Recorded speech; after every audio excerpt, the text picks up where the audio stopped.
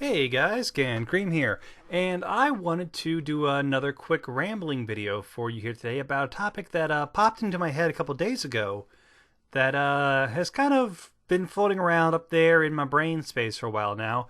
Thought about doing this as a regular normal video, but I realized I kind of wanted to do a rambling video for this one. It just felt better as a rambling topic than to try to sit down and mesh this all together. Quite possibly because this isn't likely going to be very long. It's just a very simple idea that if I tried to do it as a regular topic, I would either have to do a very short 4-minute episode or really pad the hell out of it. So let's just do a rambling video. I think these are fun, and I've seen a lot of you guys say you like these too. What popped into my mind has to do with Nightmare Moon, the Nightmare Moon future in Cutie Remark. And also has to do with the Friends Forever comic book number 20, which is featuring Luna and Discord. Now, disclaimer before I start, I have talked before on this series about how the comic book series and the show are two separate canons. One does not need to follow the rules of the other. I've talked about this several times. I brought up proof of the creators saying this themselves. So I realize that the topic I'm about to go into here does kind of contradict that rule. I'm just presenting it as a interesting idea instead of an actual fact. So this is all just happenstance and hearsay and whatever else.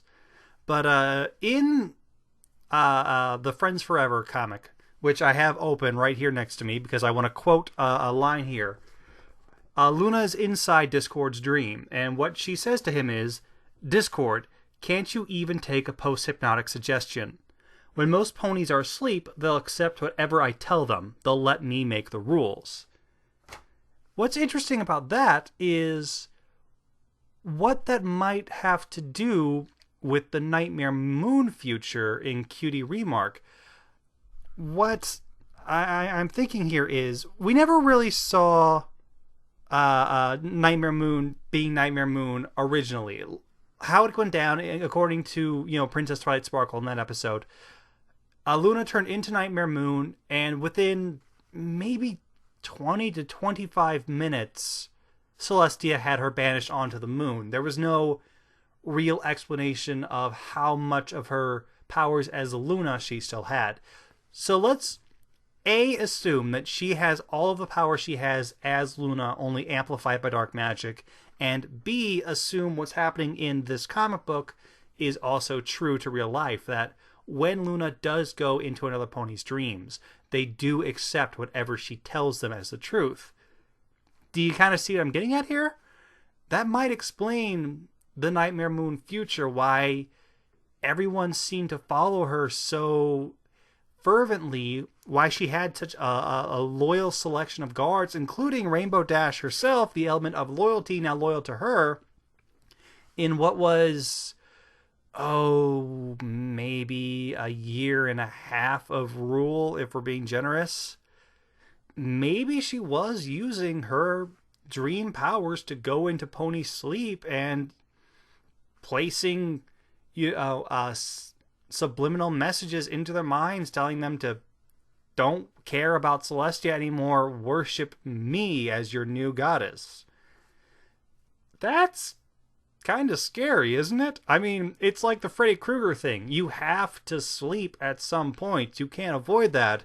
And even if she can't do every pony who's sleeping at once, even if her powers are limited to only be able to influence a couple ponies at a time, all she has to really do is first enter the dreams of all the important people of Equestria, the town leaders, the mayors, the important people at court. All she has to do is first get them, obedient to her, and then they'll keep down martial law and help stamp out any resilience while she then spreads out and takes control of all the other ponies. So all the Royal Guards we saw, Rainbow Dash, Rarity, they might all be, subjects of Nightmare Moon's subliminal nighttime mind control. I'm not saying that that's what happened. I'm not saying that it's necessarily a bad future otherwise, like outside of the Castle of Two Sisters, just some weird dystopian wasteland. For what we saw, culture is still, pony lifestyle is still going along relatively normally. But it is kind of an interesting idea. It is only that. It's a idea. But that would make for a terrifying story, wouldn't it? And anyway, that's all I have to say about that subject. That's just that one little idea that popped into my head that seemed like a lot of fun to talk about. And normally, even in these rambling videos that go on way too long, we're only not even at 6 minutes yet, and I've said all I need to say about the subject. So I will shut up right now before this turns into a 20-minute video of me talking about nothing. So thank you very much for listening. I cannot wait to see you guys in the next episode, whenever that will be. I know we have completely gone off the rails with our one video a week format, but I'm sorry, I'm kind of low on content for the time being. But I will see you again eventually in the future, and what a glorious day that will be. So stay pony, my friends, and sleep tight. Evil laughter.